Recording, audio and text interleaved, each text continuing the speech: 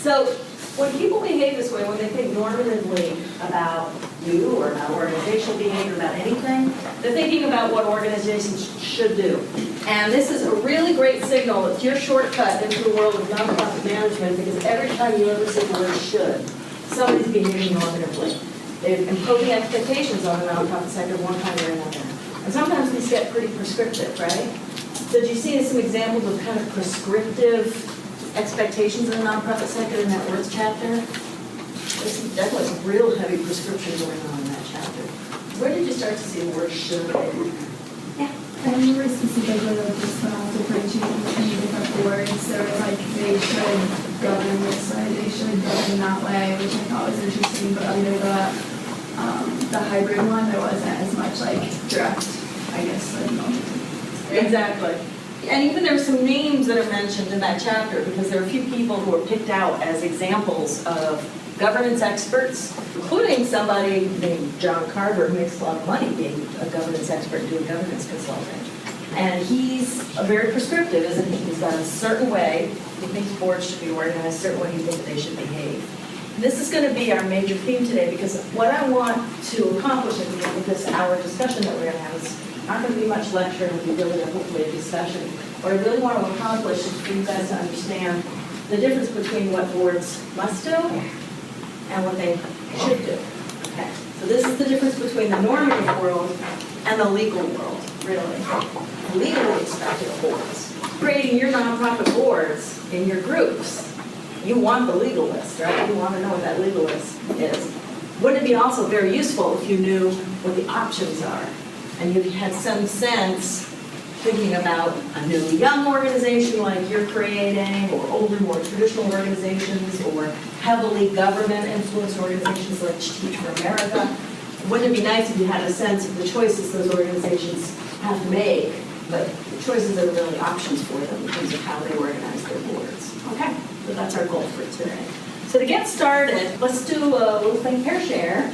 And what I'd like you to do is answer this question, finish this sentence. To be successful, a nonprofit board should do X. Be successul, a nonprofit board should do X. Okay? So give yourselves 5 minutes to have that conversation in groups of 2, please. So what'd you come up with? What'd you come up with? Yes? To be successful, a nonprofit board should keep the nonprofit accountable to their initial mission. Keep them accountable to their mission. Thank you. Jordan? Someone else? Yes? We said to get the community involved.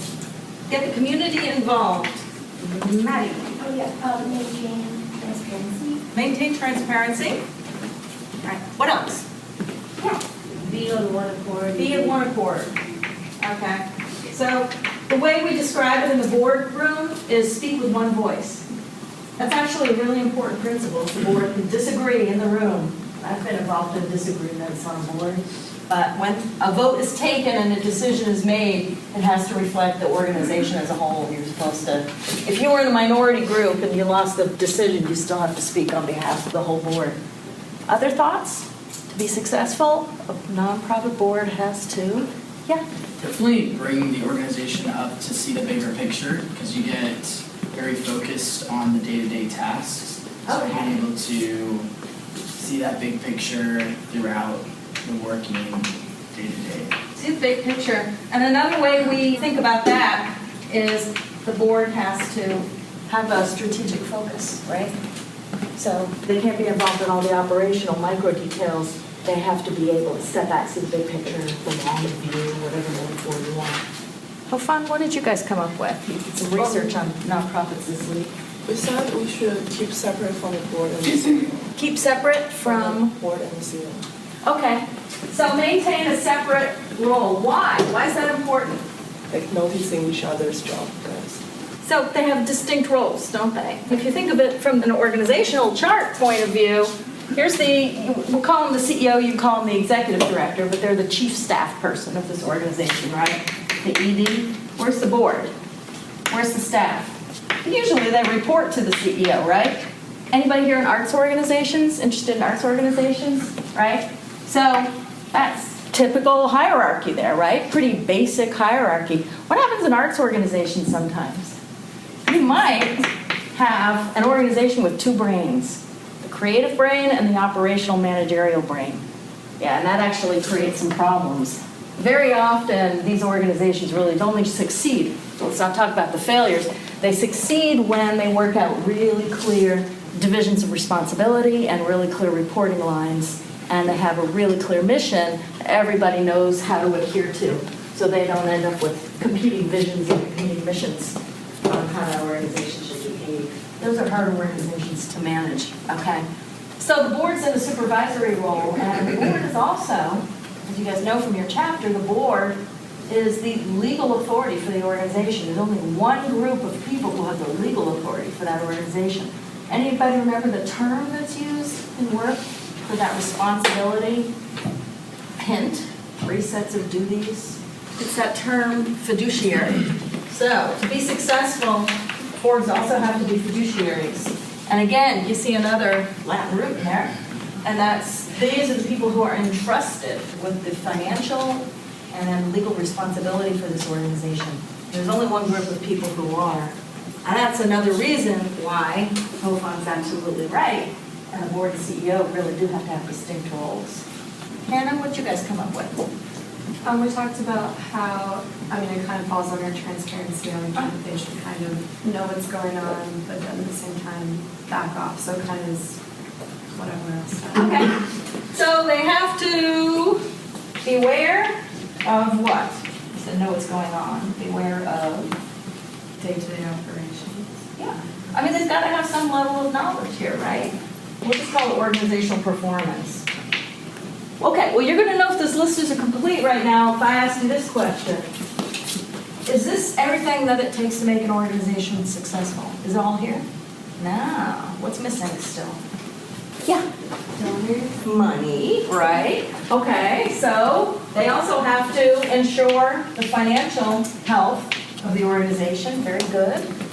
I think you guys are pretty close. Something seems to be missing, though. Okay, well, keep thinking about that question. Okay, let me ask you a different question then. Back to that question about normativism. What up here has to happen for that organization to be legally compliant? Legally compliant. We're not talking about performance right now. We're just talking about meeting the expectations of regulators. Don't they have to be aware of the organizational performance because different states have different requirements for their organizations? And why do they have to legally be responsible for performance? It's one of those fiduciary duties. We're going to get to that in just a sec, okay? Because we're going to talk about those duties. Cameron? They have to, all the functions of the organization have to align with their mission. So going with money, any funding that they have or any organization expenses has to pertain to the mission. So all their profits, so to say, go back into the organization. So you're talking about financial stewardship, and particularly, not just for the health of the organization, but for legal compliance. Yeah, we're already adding to our list. Thanks, that was a really important one. Who's creating a C3 in here? You're going to create some sort of charity, probably a public charity. Anybody creating a C4? Anybody want to get political this election season? Okay, so you're not quite there, I can tell, because you're kind of giving me that look. Now, probably what most of you guys are going to end up creating is some organization that fulfills the legal requirements for being a C3. A charitable, a religious mission, public benefit organization of some kind, right? Educational activities, youth services, social services, health services, lessening the burdens of government. These are all parts of the charitable definition under the tax code. Who's responsible for making sure that organization continues to raise and spend money within the constraints of the law? The board, of course, the board is. So yeah, it's absolutely fiduciary duty. It's called the duty of care. So this is out of the work, right? Remember the other two duties now? Those 3 fiduciary duties? Yeah. Loyalty and obedience. Loyalty and obedience. And what do they mean? Duty of care is about due diligence, about being active, maybe even proactive in fulfilling your responsibilities. Duty of loyalty is about avoiding conflicts of interest. So loyalty to what? Loyalty to the interests and the mission of the organization. And particularly putting your own interests behind and putting the interests of the organization forward. And I'll give you some examples of this in a minute. Duty of obedience, what's that? Sounds kind of religious, doesn't it? Be obedience to like the law or to like whatever. I mean, if you're a 501c3, you like took the responsibilities of being that. Very good. And the best way to think about obedience is, as Carly, just to expand on your idea a little bit, is to think of that there's internal requirements an organization imposes on itself through bylaws, a charter, constitution, policies that the organization has created that it has to follow, okay? And then there's external expectations the state may impose on that organization, particularly public law. And don't forget, the nonprofit organizations are responsible for all the forms of public law that are out there. Criminal law, contract law, employment law. Okay, so there's a lot to be obedient to, even just beyond tax law. So that's the duty of obedience. So let's come up with some fun examples. This is where we get to have some fun, because you've probably encountered an organization sooner or later that you thought was good at these things, really exemplary. But maybe you've encountered, maybe in the news so far or somewhere else, you've encountered an organization that didn't seem to be, or where's Anastasia?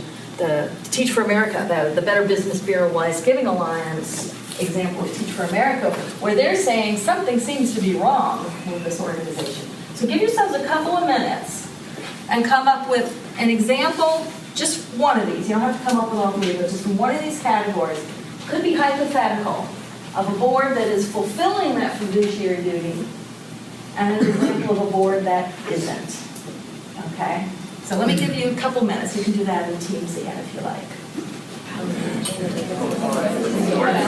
We're going to reconvene now. I'm glad I got you guys talking about it. Question? Well, I was just going to ask, like, can certain things align with to all three categories? Or What a great question. Let's table that question for just a second. Let's see if they do. We'll see if we can come up with an example of something that might fall into more than one category. I'm not 100% sure, but maybe an example of duty of loyalty could be if a board member is part of another board or part of a business in that area that maybe conflicts as far as resources or as far as that mission and vision go, that wouldn't align with their duties as a board member for that organization. Yeah, so you're talking about the individual who's sitting on that board having some sort of community responsibility, or they being in a profession where it conflicts somehow with the mission of the Yeah, organization. like maybe there's an environmental sustainability issue, or there's a shared resource issue, or something that doesn't exactly, it's not fully loyal. Yeah, so your personal life, your own values, or maybe what's important to you in your business and the trade that you're in, interfering somehow with the mission of the organization. Okay, that's a really great example. That'd be a violation, potentially, of the duty of loyalty, because you might end up having divided conflicts of interest when you make decisions on behalf of that organization, but also maybe the duty of care, because you're not maybe paying attention where you should be paying attention. Other example, Alyssa? Well, going along with that, could there also be an example of obedience as well? Because if that person individually doesn't adhere to the mission, then it could set the whole organization off track, which would go against the... So if you end up ignoring the rules, internal rules or the external rules of that organization, you might end up also violating this fiduciary duty of obedience. Did we answer the question? Yeah, that didn't take long, did it? The really big, knotty kind of issues. Sometimes those knotty issues are the ones that seem to be just the most all-encompassing when it comes to the board role. Other examples that you came up with? Yeah. Well, this is an example that we've talked a little bit about, like mission drift, and how whenever you have donors that want their money put certain ways, it could take away from the mission, which I think is interesting, because two of the points of the duty of obedience are adhere to donor wishes and adhere to the mission. Yeah, mission drift, or sometimes people will refer to it as mission creep. A really great way to stop a conversation in a boardroom and say, is a mission creep going on here? Now, don't get me wrong, I think sometimes mission creep is actually healthy for an organization, sometimes it has to evolve. But on the other hand, you could end up with somebody who's kind of pushing their own agenda, pushing programming that they think is important, and that isn't necessarily consistent with the priorities of the organization as an individual. And so what fiduciary duty might that involve, Anna? I mean, I think it involves not only just obedience, because two of the points in there, but I think it encompasses all three especially conflict of interest and. Potentially. Yeah, I think it could potentially be all three, but definitely. Yeah. Yep, good. Couple more examples. I know that's already been discussed with the Teach for America, but just to classify that, we put that under duty of care, and not duty of care, because the board might, they might be passive, like not making them release those for the better interests of the company or organization. Very good. You know mostly about what boards do or don't do, but think about it in terms of adjectives too. A passive board is probably a board where what's going to happen? The executive director might end up making many, many more decisions than they ought to on their own, really. Might not be very healthy decision-making for the organization. That board might not be paying attention to details that it should be paying attention to. It might be rubber stamping important financial statements without really looking at them, scrutinizing them to make sure that they're accurate and they're valid. It might be missing decisions that staff make that turn out to endanger the organization in some way or another, right? So passive boards are tough to manage because, again, these are part-time folks. They come in at the end of the day, right, after the staff have already all gone home, and this board comes in, and they have to try to figure out how to make decisions on behalf of an organization that they may not have a lot of really deep first-hand knowledge about. But again, there are lots and lots of ways organizations can manage the board role to help boards understand what they should be doing. And we'll talk about those in just a little while. Yeah. So I sat in on like a conference or something, but it was like the executive director or CEO, he didn't have much to say. He let the board members talk and stuff like that, and then after that I was like, why isn't he so, they basically said the smartest person in the room realized he's not the smartest person in the room. So he had all his board members come along. But then that was like me seeing that chemistry, and they had like a lot of diversity of knowledge and how to actually work together. Is this something you read or a first-hand experience? First-hand experience. First-hand experience, yeah. What I'm hearing there is you saw some people taking on some roles in the boardroom that were a little hard for you to understand, right? What was going on there. Maybe you saw a really healthy exercise of the duties of care, loyalty, and obedience, right? Or maybe you saw people kind of trying to take control of the organization and ignoring this value of group decision-making and deliberative process. There's a reason board members are a group of people. And there's still some states, if you're interested in sort of the regulatory side of this and the law and public policy side of this, the trend is away from small boards towards larger boards, state regulation. And there's still a few states, Colorado I think is one of them, where you can have a nonprofit organization, you can create a nonprofit domestic corporation in the state of Colorado with one board member. So I can see from your reactions, you understand the problems in that really quickly. Where's the deliberative body? Where's the group of people who are going to be, the law would say a group of people is going to be legally more objective and more interested in their fiduciary duties than a single person. Single person controlling an organization seems risky to most people. And so public law, state law, has now required a minimum of 3 people. And if you're in a United Way member agency and you want to get money from the United Way, you have to have a minimum of 5 people to have a legitimate board. See any commonality in those numbers? They're all prime numbers, yes, and they're all odd numbers. Meaning, you also want a tie-breaking ability in these organizations. So these are organizations that are supposed to be making decisions and taking action.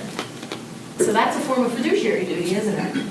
Anybody want to take a wild guess and guess like the largest boards out there? Sort of the other end of the spectrum? Do some research. One of the best pieces of advice I can give you in this class, and my students don't do enough of it, so I'm going to tell you this would really serve you well, is go out and spend a lot of time researching other nonprofit organizations, browse their websites, look at their 990 forms, okay? And you'll learn a lot about the way they've organized themselves, and you'll find a lot of useful documents just on their websites that will help you, and that's, unless Professor Fulton disagrees, that's all citable information that'll help you learn about other nonprofits. Just take a wild guess. Largest boards out there. Maybe this is United Way, like the largest, like maybe the largest board. How many? Do you know? Like a couple hundred. A couple of hundred board members. Yeah, I don't know. I don't know if there's that many. I feel like if you get too many, then it would cause problems. Right, okay, so now we're at the other end of the spectrum. Didn't I just say more is better? What happens when you get up to, say, 50 or 75 board members? First of all, they won't fit in this room, right? So think about that scenario for a minute. Is anything easier with a larger board? More brain power, more money, right? Especially if they're all writing checks. But what makes it harder? Yeah, That also leads to different opinions very good. of the different board members, which may make it a bit more complex. It may make decision-making more complex, but it also, a diverse board may make decision-making more representative, right? Deliberation will certainly take a long time, wouldn't it, Bryson? Right, if you've got 50 people in the room, they'll have to come to a consensus about something. Bailey? Yeah, I was gonna say, like, the board meetings would take a lot longer, especially like even knowing that board members usually have other jobs that they have to be in and stuff, and the CEO needs to be working on other things. Probably don't meet as often. Yeah. Right? Another recommended practice out there is to have board meeting quite frequently. The United Way won't fund a board that doesn't meet at least 4 times a year. Because again, back to the duty of care, the United Way would say, well, if you're only meeting once, maybe twice a year, how in the world can you guys be paying attention to the operations of this organization? So the American Red Cross is a great example of a board that used to have a traditional governance model, and they had 50 board members. So I think they met once, maybe twice a year, probably in a very large room, and not a lot of open discussion, probably very parliamentary process for making things happen, meaning that it was harder maybe to have good debates and good discussions, right? So the work probably got done in committees. In the Red Cross's case, most of the work actually got done in the mini board known as the executive committee. So a lot of larger nonprofit organizations have the brain of the operation is the smaller executive committee that comprises the officers of the board. They had 6 board members, this is in the Worth chapter, who were appointed board members, appointed by the President of the United States. So if I were asking you to pick 2 board members, and one of them is appointed, and one of them isn't. One of them is maybe an elected board member, elected by the members of the organization. Which of those do you think you'd worry about more when it comes to fiduciary duties?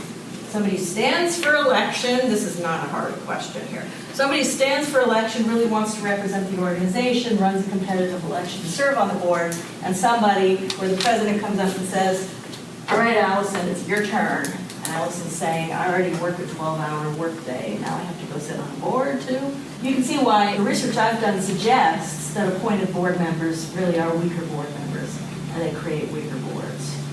A model out there, and there were really 3 options that you saw in the Worth chapter from where board members come from, but the appointed one is probably a weaker one. So the Red Cross ran into some problems over the years, not coincidentally that we're talking this around the anniversary of 9/11. And they ended up with a very, very weak organization with CEOs that kept turning over. So somebody mentioned, I think you did, Anastasia, you mentioned organizations where the board seems to be running everything.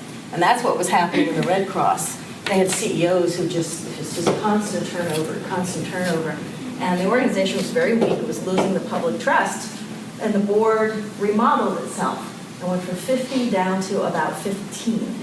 That's called the corporate model of governance, a smaller, more nimble, more responsive and responsible board. So we see a lot more of that out there. Anybody want to venture a guess out of those 3 methods of board member selection, which is the most common one? You have the elected and the appointed, and then you have this 3rd option called a self-perpetuating board. And it doesn't mean they take an immortality powder and they live forever. It means that the current board members pick the next set of board members, the future board members. So it's always an internal process of selection. I think self-perpetuating is probably the most popular. Why so? I think that way it's easy for like a group of board members who are already working well together to kind of maybe pick and tailor, other people from the community that they think they can work well with or bring something to the table that the board doesn't have already. Yeah, good. So for one thing, the current board knows what it needs, so they could reach out and find it. Well, we need more legal expertise. Let's go find it, right? Thomas, what else? As a current board member, you put forth so much work and time, effort into and that you want to pick someone that's going to take that and continue to progress. Well, I'm a good board member, so I know what it's going to take for the next person after me to be a good board member too. Yep. So you definitely see some of that. Carly? I think it reflects the business model more, because in a normal company, you would be hiring like your people and so like bringing in people you know or like going through like picking people that you feel like would fit the best is more normal to a business model. Yep, very good. So there's some normativism. You're talking about normativism going on there. It is the most common model out there, and one of the things you get with common models, what the majority of nonprofits are doing out there, you get credibility. So there's some real value in normativism out there. You can see I've got some suspicions about it, because I think nonprofits should be very careful in making choices that fit their needs first, and maybe not always just the whole world were full of Carver models of boards. Maybe we'd be better, maybe we wouldn't be better. But you do get credibility when you're saying, well, we're following the corporate model, and all the people out in the business world say, oh, we recognize that, right? Thoughts? Mentoring, I think, also helps a lot. Mentoring. Because you're picking someone that you've probably worked with in some way or another within the organization or with another organization, and you've talked to them about what has been done in the work that Thomas was saying earlier. Yep. So mentoring them and showing them, what is the vision of this organization so they can take that on. Very good. Take some notes right now, people, because what you're doing is you're developing some practices for your board. Managerial practices, board development meaning board training, board learning. You're developing some ideas about what might make your board strong. And these are really good things to put into your project plans as you're developing boards. So yeah, mentoring is a hot topic right now. Other thoughts? Okay, any disadvantages to self-perpetuating boards? What might go wrong?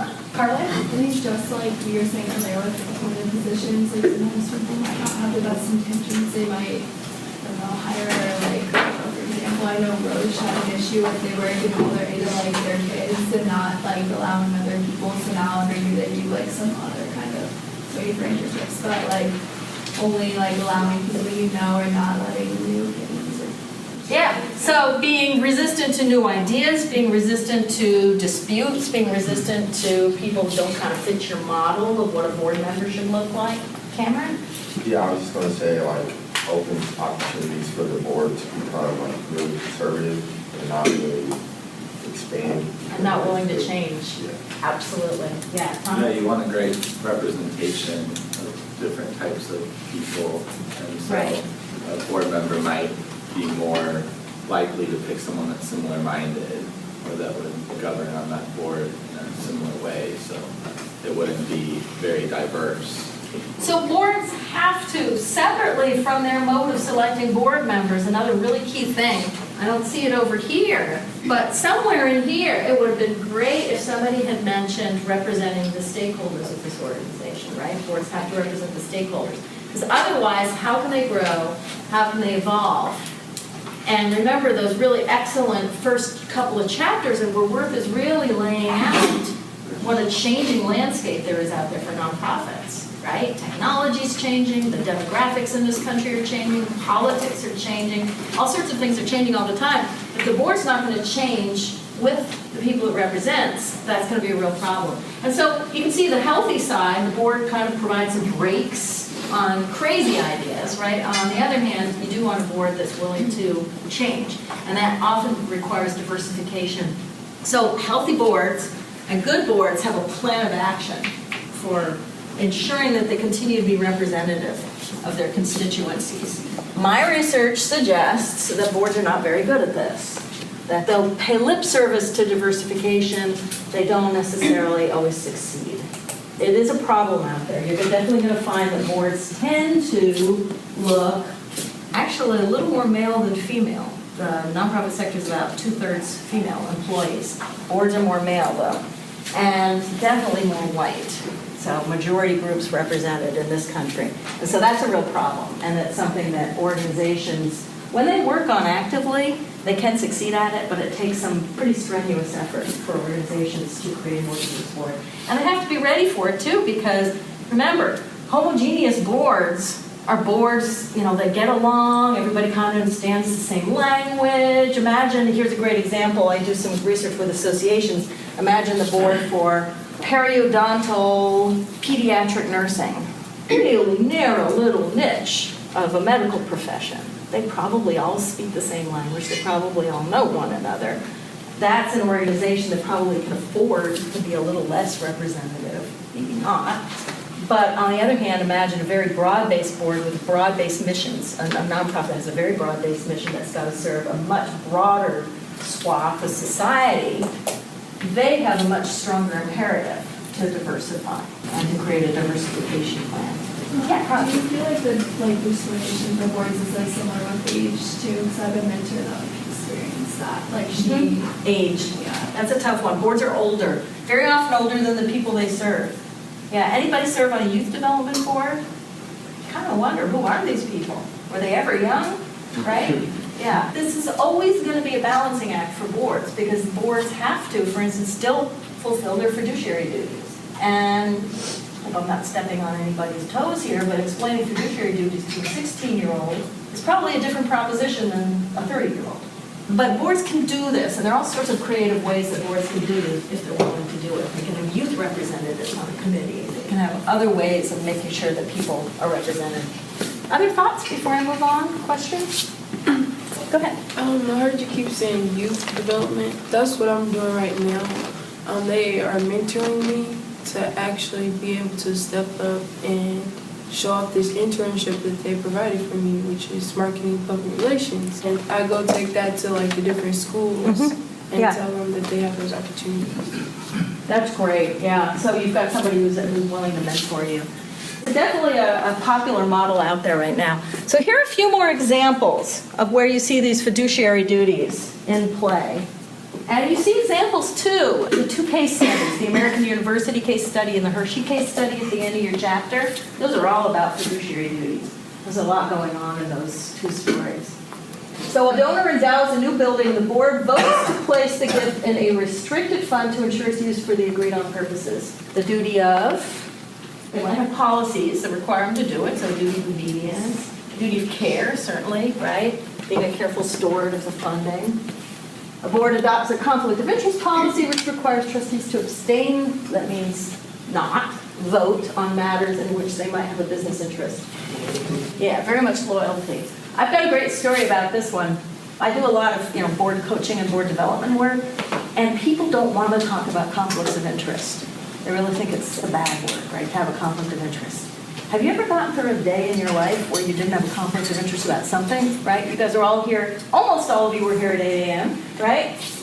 Stay in bed, get up and go to Professor Fulton's class, right? Conflict of interest. I needed sleep this morning. This is natural. Conflicts of interest, I think, are just a natural part of being a complex society.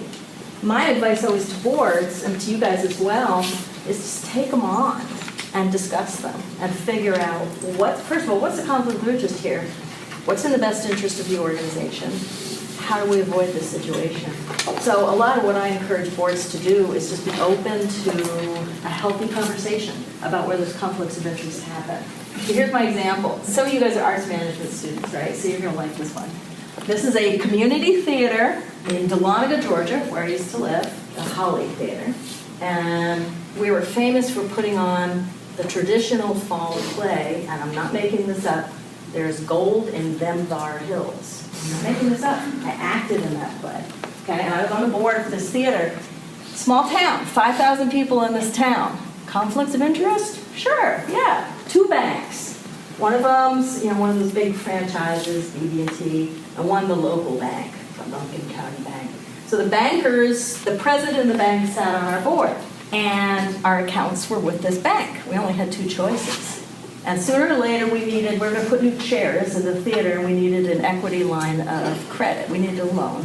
What do? Do you go to the other bank? Do you go to this bank? And what's the role of this banker who's sitting on our board? Any ideas for me? Conflict of interest, right? Well, what do you want to have at hand so you can make a good decision? Options. And you want guidance too, right? You want to know, well, what do our rules say? So we know how to make a good decision. So good conflicts of interest policy, you can look them up online. The United Way is a great conflicts of interest policy. You can find one on the IRS.gov website. Lots of great options out there for you. And the good conflict of interest policies spend a lot of time focusing on the process of making the decision. Not just on what should happen, but how it should happen. And in this case, we didn't have a policy. Now, this was back in the 80s and the early 90s, and we didn't have a policy. So we had to make it up. But I assure you, after that, we made up a policy really fast. We had to make it up. And we basically said, well, let's talk this through.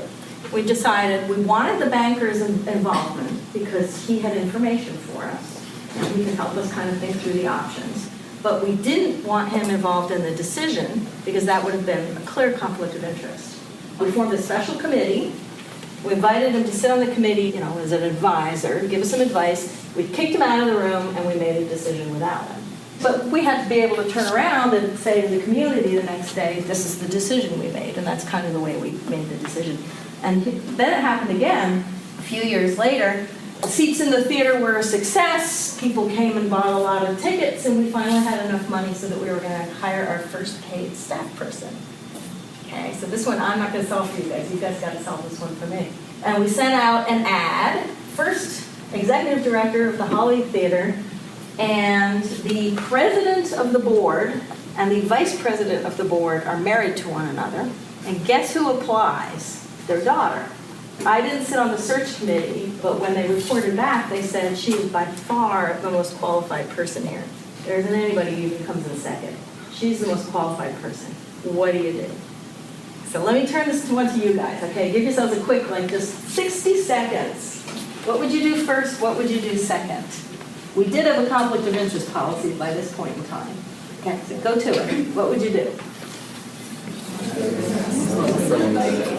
What would you do first? Haley? I guess I feel like you'd want to separate the vice president and the president on two separate committees, not have them. Okay, so Haley's first worry is, do we have a block vote going on here? Okay, so let's make sure that we don't get a block vote where these two proud parents of this great artistic director are going to push in this executive director. Eric, what else? I was going to say you can look at all the other candidates' qualifications first to make sure that she actually is qualified. And if you discover that, or if you think that she is not qualified, then you should vote someone. So great duty of care, due diligence to make sure this person really is qualified for the position. Okay, go ahead. I guess I'll just be honest. I say with all due respect, this just don't sound reasonable. So your ethical, back is up here, and you're just like, I don't know if I could make this work. I don't know if I could defend this to my stakeholders. And I would say the best option in this case would be to address it with the board. I'll probably start a little petition or something, and when it comes down to it, it'll probably just come down to an overall vote with the overall board to see if that's the right So you just decision. say, I don't see how we're going to make this one work. Okay. All right. Another solution? Yeah. I think your first conflict of interest might be the vice president and the president being married, and then their daughter wanting to be. I don't know. I think I would just say you guys can't vote because it's your kid, not. Remember, this is a true story. I will tell you, it does have a happy ending. Did not involve petitions, although I was close to petitioning at one point or another. Cameron? I think we agreed on that there should be a reevaluation process that doesn't involve the father. Very good. So thinking ahead, how are we going to hold this person accountable for doing a good job, too? Because right? they even though it's a biased perspective, they could be telling the truth where she is the most qualified candidate, so you can't just throw that out the door. So the word we use when we talk about board members who have no conflicts of interest, okay? These are people who are expected to be able to make objective decisions, is independent board members. You'll see this word on the IRS website. Independent meaning no ties of marriage, no major business ties or major donor ties, no blatant conflicts of interest. Right now, we already have two board members we know are not necessarily independent here, so good. What's in the best interest of the organization? Is it to hire this person or not? If she's the most qualified, yes. She absolutely was, yeah. And so that's what we decided. We kind of broke it apart. We said, okay, first of all, what's in the best interest of the organization? It's to have a really talented executive director as our first paid ED. Okay, how do we make that happen? Number one, president, vice president, you guys don't get a vote on this decision. Number two, we're going to form a new committee who's going to supervise this person, and you're not going to sit on that committee. Because they, of course, were the executive committee. The officers of the board are usually the executive committee. So we're going to have a compensation committee over here supervising this person. Poor thing isn't reporting to her mom and dad. who wants to do that anyway, right? Number 3, we're passing a nepotism policy, which was hard, and it didn't pass, right? And that's where I kind of lost my, you guys, this can't happen again. And everybody else said, hey, it's a small town, and by the way, we love this theater. Are we doing a good job running this theater? You know, I was kind of the front page headline kind of person there saying, really? Are we going to defend this tomorrow in the Dahlonega Nugget, which was the local newspaper? I'm not making any of this up. All right? Yeah, that pretty much settled it. So we did it. We said, yeah, there's a conflict of interest here, but we're going to live with it because we're going to manage it. And we're going to manage it in a way that puts the interests of the organization first. Now, there are some examples out there of organizations, these clearly are organizations that you see up on the slide that are fulfilling their fiduciary duties. There are also examples, and you're going to know them when you see them, out there in the nonprofit world of organizations that are not. You already tried an example of your own. These are things that can happen, can and do happen out there. The solutions, again, are pretty simple. Rules and policies for how to identify conflicts of interest and procedures for dealing with them. The duty of loyalty tends to be the one that concerns most people. In my own personal opinion, it's the duty of care that we should care about the most, that I think probably gets organizations into the most trouble through having passive boards. Thoughts about that? I have a question. Yes. In the board, how do people come to like those roles? Like, is it voted on by the board once you get together? Or like, how was it that the husband and wife became president and vice president? We were an elected board, and we ran and elected independently, not even in a slate. And so Tim, the board president, ran at one point or another, and it was Tim and his wife. So she ran another time. Okay. It's a neat little organization. They're still chugging along. Bailey? Were you guys reelected every year? We had term limits. Another thing you guys could think about in this case like this is you could think about, for instance, staggered term limits. You could think about a way of separating that voting block. You could think about putting these officers on different committees. Or you could just think, as I did, about just a prohibition on married board members serving on the board together. There's active internet debates about this. And I'm not necessarily somebody who says, well, just because I'm married to somebody doesn't disqualify me from board service. So you have to meet my husband. We don't agree on a lot of things. Right? So we're probably not going to be a voting block here. But it does concern people. And for legitimate reason, which is I'm no longer an independent board member. I'm married to someone else, or I have very deep business ties with someone else on the board. George, did you ever hear that? Yeah, I was curious about that nonprofit organization. When did you guys determine the term limits? Was that as you were organizing or as you went along? We already had them.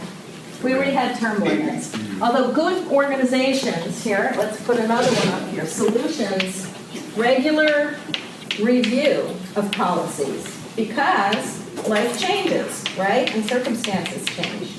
It's recommended practice out there for organizations to be reviewing their bylaws and reviewing their policies pretty regularly. Yeah? Is every board volunteer or are some boards paid? Great question. Anybody know the answer to that question? What would you guess? I think it's a volunteer position. Yeah, mostly volunteer. Remember, there's a lot of different kind of subgroups within the charitable world, and it's common for board members to be paid with private foundations. And you might, in fact, have several family members serving on a board together. I win the mega bucks overnight, I get real deep pockets, and I pull a big check out of my pocket, and I form the Professor Gaisley Foundation for Proficient 362 students. Give you guys all great scholarships. Who am I going to put on the board? My family, right? Because it's my family foundation.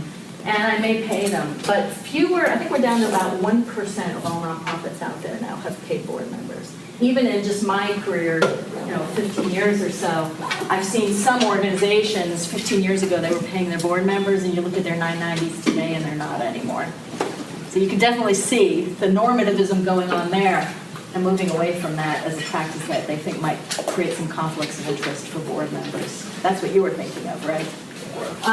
We're out of time. Thanks for your attention, everybody. It was good to meet you all, and enjoy your fall.